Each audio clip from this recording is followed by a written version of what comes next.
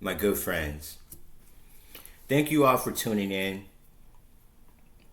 My name is Teray Rogers, and I'm coming to you today with a message of hope, a message of encouragement, and a message of empowerment. From what I have observed in the music, one of the art forms of music that I associate myself with very closely and almost inseparably.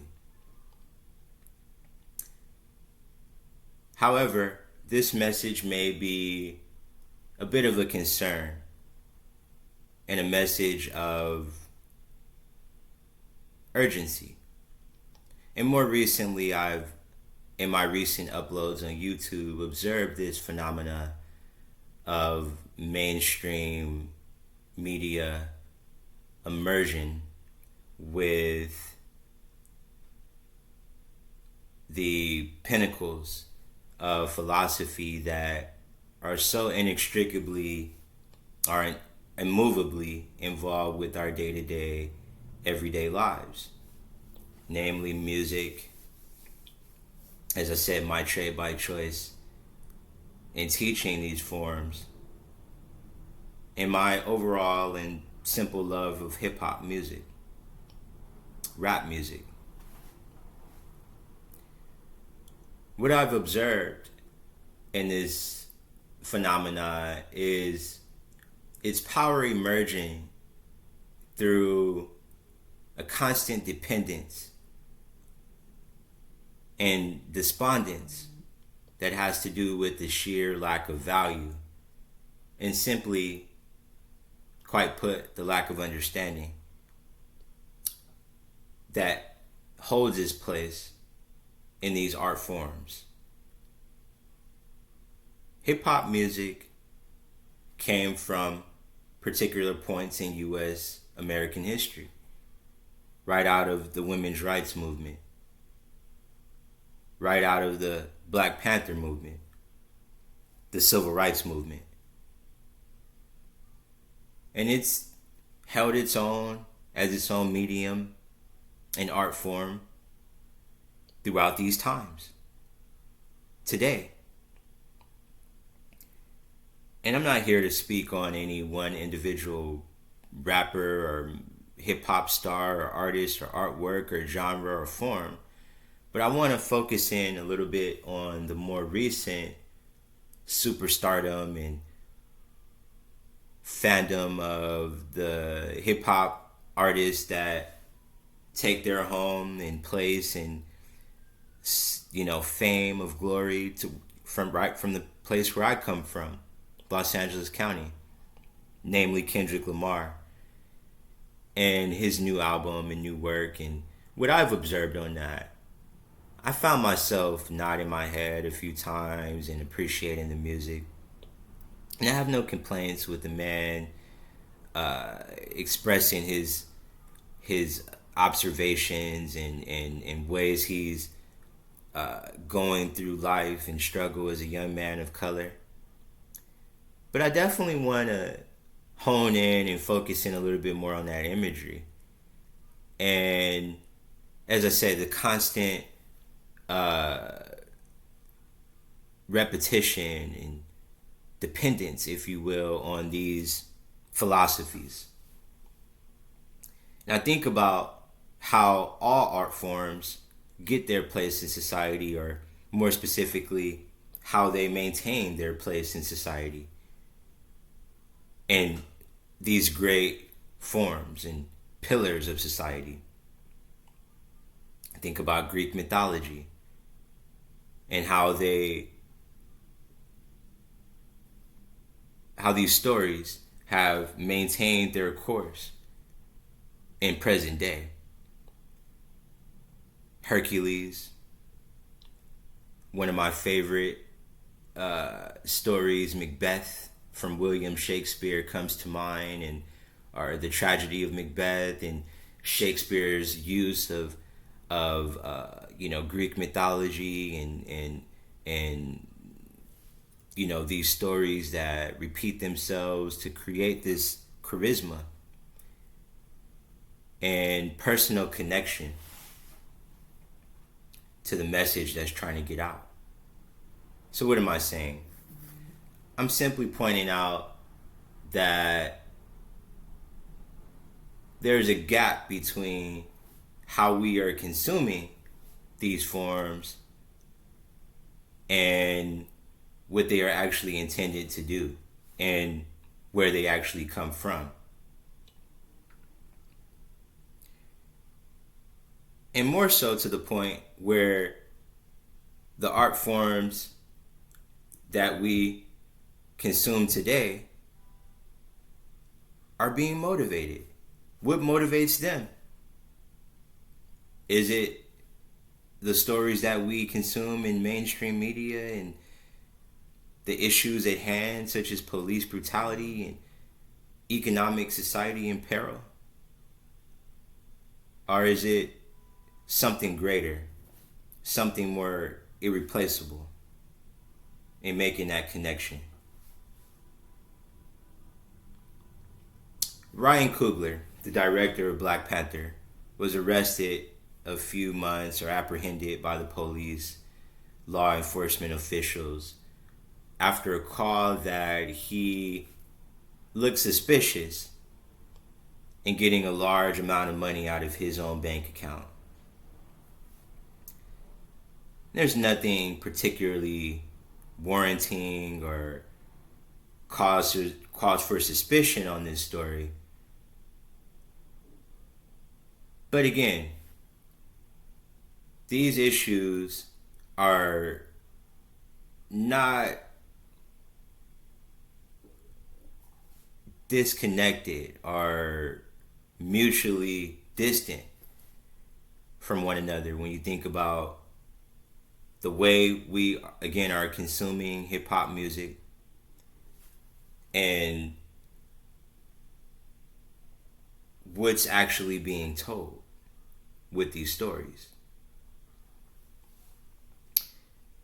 I'm thinking more about Macbeth because I'm thinking about how the last time that story was even brought up in mainstream media with the infamous Chris Rock slap by Will Smith. As you all know or may have seen, I'm sure you've seen it, Chris Rock was making a joke about Will Smith's wife, Jada Pinkett, and he,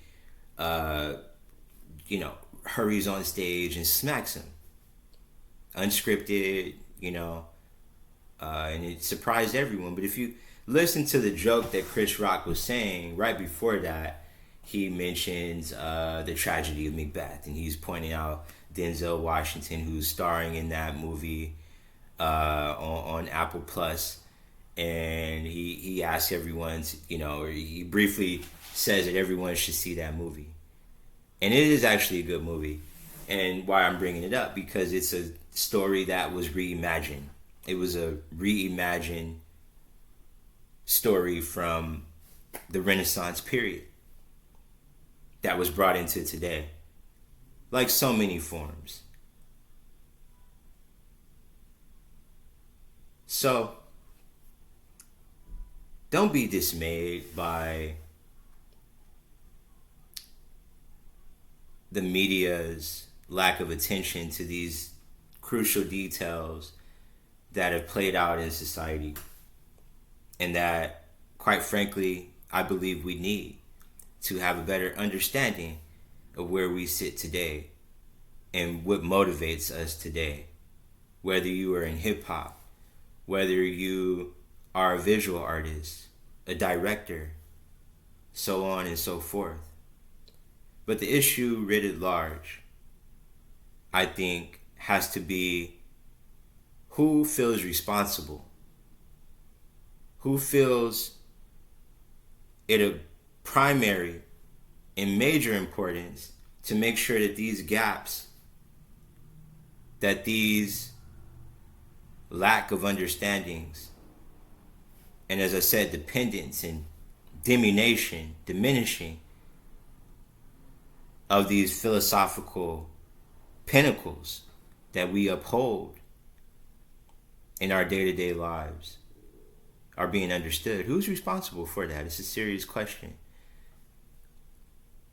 I'm a young man that has a lot to learn and limited resources, but I'm here for a reason. I feel a specific calling to share how I'm feeling, share what I'm observing, and not to pinpoint or ridicule or attack anyone or any one force, to want to get these stories and ways of life, ways of humanity out there, to stop the racism, the hate, the misandry, anti-femininity, xenophobia, hate.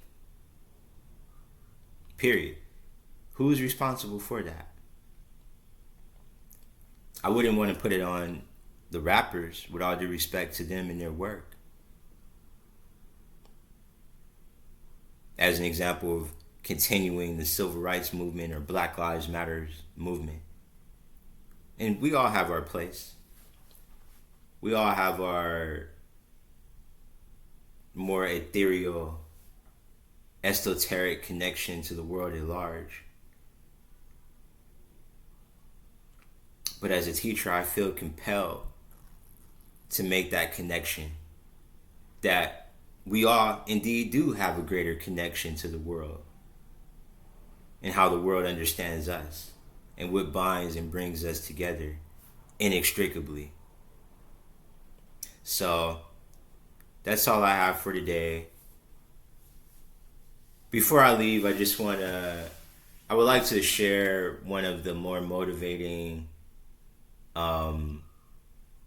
forces that has stayed with me in my life, and that is a bit of advice that my great grandfather would give to me, who was a doctor and former World War II veteran that came from Pennsylvania to raise his family.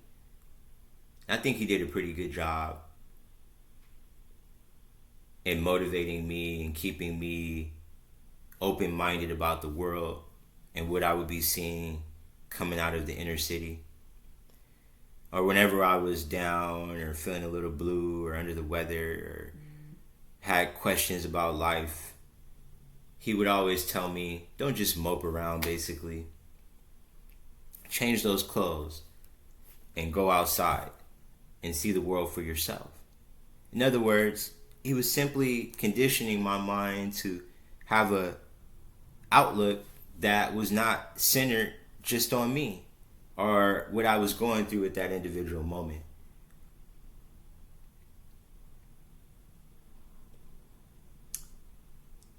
I think hip hop needs that perspective as well too.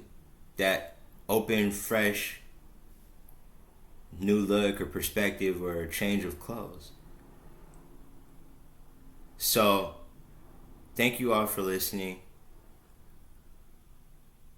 And again, be encouraged.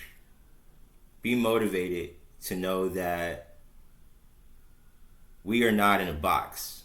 We are not in this world observing the rapid changes and connections that bind us all together alone.